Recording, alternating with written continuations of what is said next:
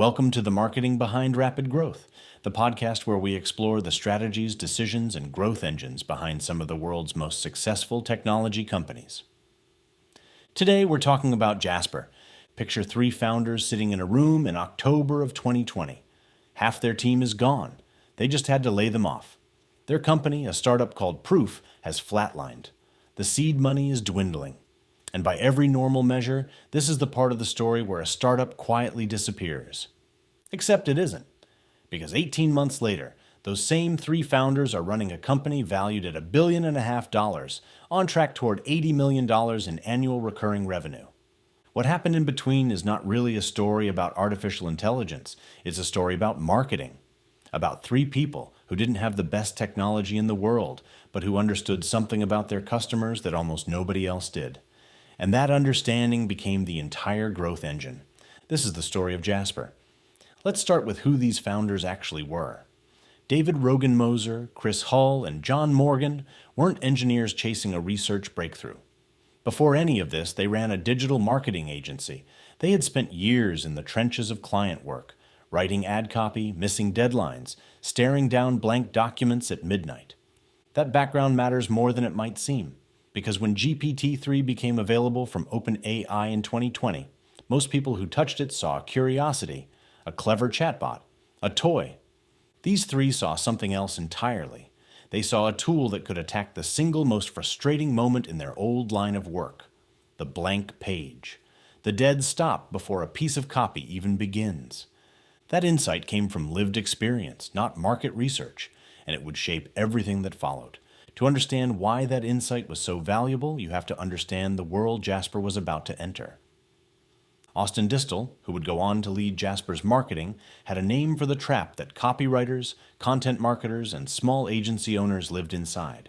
He called it the freelancer's trap. Here's how it works. A marketer has to sell the work, then do the work, slowly, by hand. Then, the moment the project ends, go hunting for the next client. Income spikes, then collapses. And the entire time, your capacity is maxed out because you're the bottleneck. There's only one of you, and there are only so many hours in a day. Raw language models like GPT-3 offered a theoretical way out, but theoretical is the key word. GPT-3 was powerful, but it was also clumsy. It needed careful prompting. It had no real interface. It was a chemistry set, not a finished product. And here's where Jasper's founders made their first strategic leap. They understood that marketers didn't want to become prompt engineers.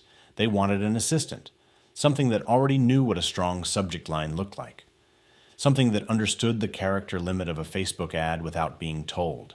The opportunity wasn't in the model itself. It was in the layer on top of it, the translation between raw machine intelligence and the actual specific workflow of a working marketer. That distinction is worth sitting with, because it's the thread that runs through this entire episode. Jasper never tried to outbuild OpenAI. It tried to out-understand the customer. Now here's where the story gets genuinely instructive, because Jasper's first big move happened before the product was even finished. The founders had learned a hard lesson at their last company. The cost of building in a vacuum, disappearing for months to engineer something nobody had asked for yet. They weren't going to make that mistake twice. So instead of quietly building a polished minimum viable product, they did something almost old-fashioned. They picked up the phone, so to speak, and called their network.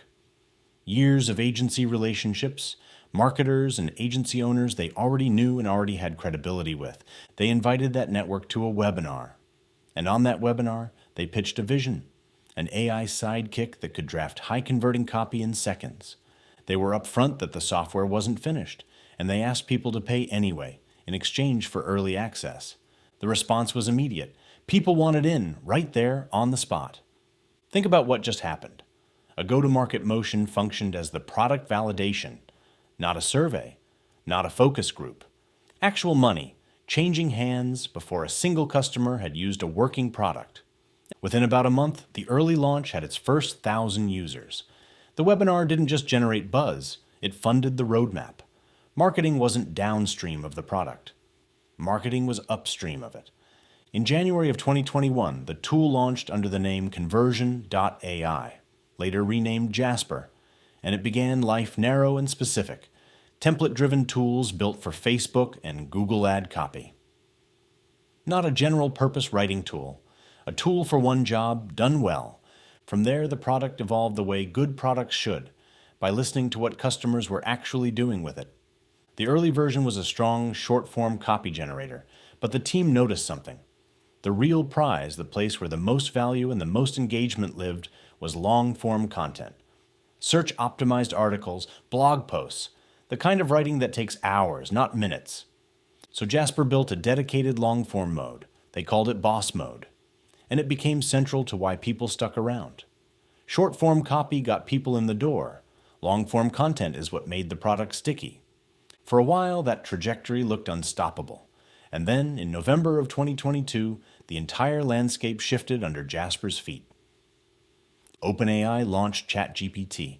Overnight, the underlying capability that Jasper had built its business on was available to anyone for free, with no subscription required. If you were a friendly wrapper around someone else's model, this was the nightmare scenario. The thing that made you valuable was suddenly available at no cost, to everyone, everywhere. This is the moment that separates companies that understand their customer from companies that simply caught a wave.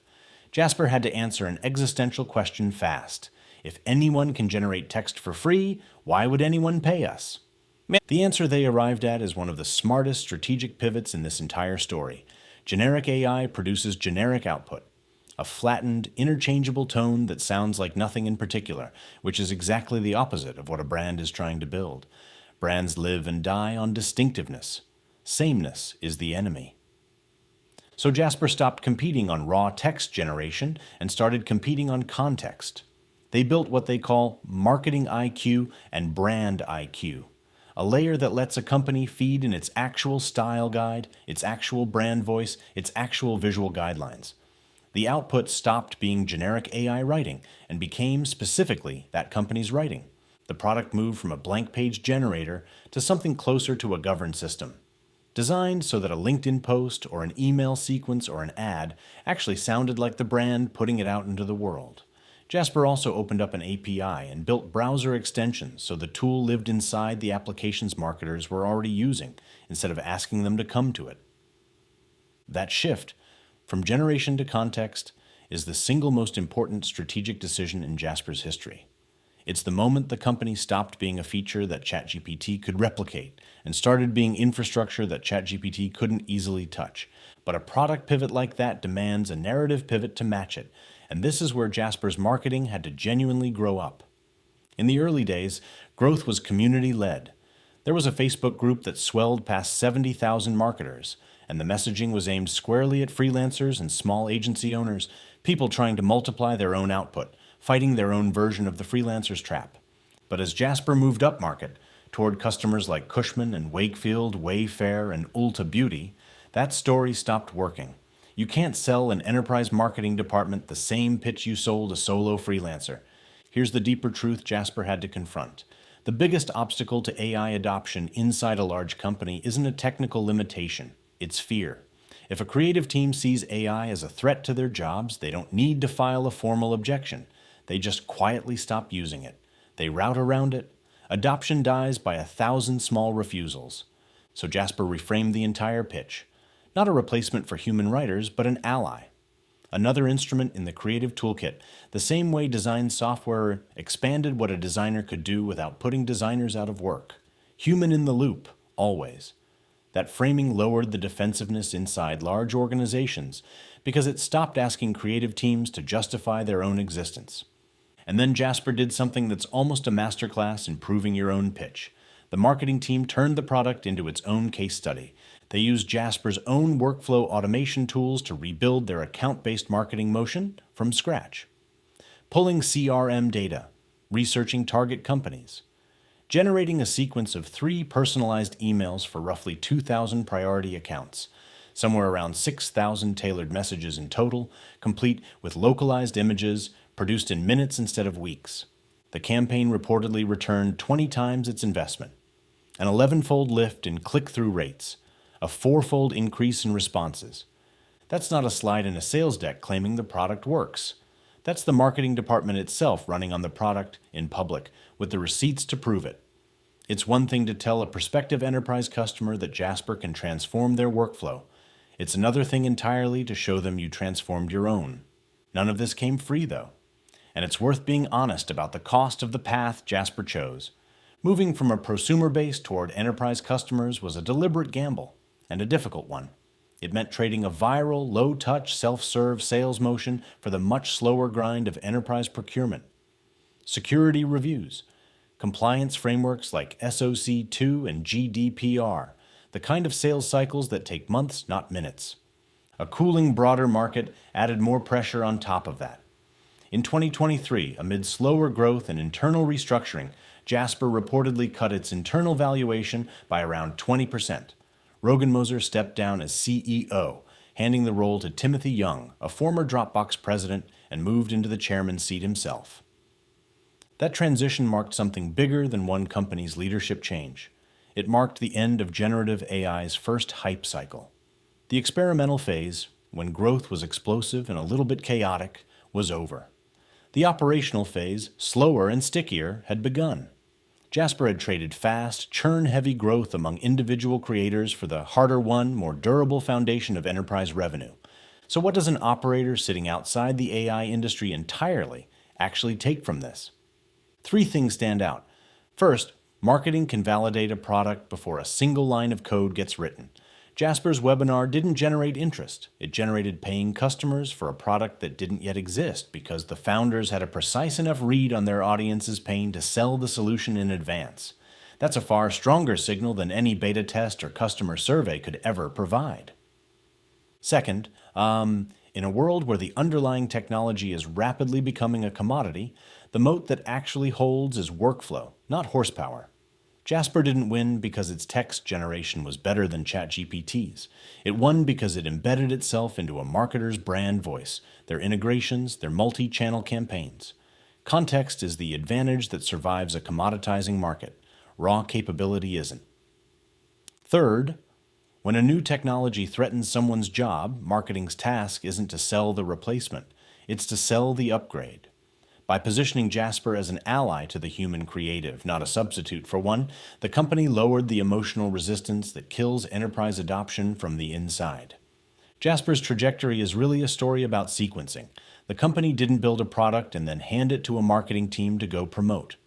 From the very first webinar, all the way through to the enterprise ABM campaigns that proved the product's value with its own internal results, marketing kept telling the product what it needed to become next. For anyone building inside a crowded AI landscape today, that's the real lesson.